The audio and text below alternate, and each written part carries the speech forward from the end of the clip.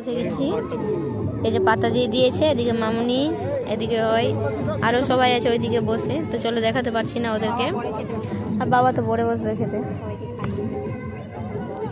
তো চলো এখন খাবার দিবে এসে। এই যে বেগুনি দিচ্ছে এবার। প্রথমেই চলে এসেছে বেগুনিটা খেতে বেশ ভালোই ছিল, খুব ক্রিসপি ছিল। তো তারপরে চলে এসেছিলো ফ্রাইড রাইস, ওর সাথে আমি একটু লেবু, বেগুনি আর শসা দিয়ে ট্রাই করলাম, বেশ ভালোই লাগলো খেতে। তারপরে চলে এসেছিলো পনিরের তরকারি, পনিরটা বেশ ফ্রেশ ছিল। চলো আমি আর ভাত নিইনি, ফ্রাইড রাইসটা দিয়েই খাচ্ছিলাম, আর ডালটাও নিইনি। ওটা খেতে খেতে মাটন কষা দিয়েছিলো, মাটনটাও খুব গরম ছিল। তো চলো একটু সিদ্ধটা কম হয়েছিল, খেতে ভালো লাগছিলো। তারপরে চলে এসেছিলো পাঁপড়, আর পাঁপড়ও আমি দুটোই খেয়েছিলাম, দুটো পাঁপড় নিয়েছিলাম আমি। তারপরে সবশেষে দই আর রসগোল্লা।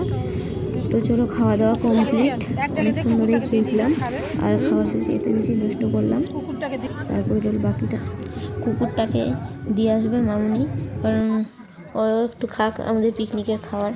তারপরে সবশেষে চলে এসেছিলাম হাত ধুতে, হাতটা ধুয়ে নিয়ে এবারে আমরা বাড়ি বেরোবো, কারণ সন্ধ্যা লেগে গেছে আমাদের, খেতে প্রায় 4:30 বেজে গেছিলো। পিকনিকে আসলে দেরি হবে। তারপর সবশেষে একটা করে হাজমুলা দিয়েছিল, আর বাকি সব খাওয়া হয়ে গেছে আমাদের। খাওয়া দাওয়ার শেষে আমাদেরকে একটা লেবু দিয়েছে আর হাজমুলাটা দিয়েছে, এটা খাবো, এই দুটো বাড়িতে গিয়ে খাবো। মানে হাজমুলাটা এখন একটা ছিঁড়ে খাবো, আর লেবুটা বাড়িতে গিয়ে খাবো, আর পেটে জায়গা নেই, খাওয়াটা অতিরিক্ত হয়ে গেছে, কি আর বলবো।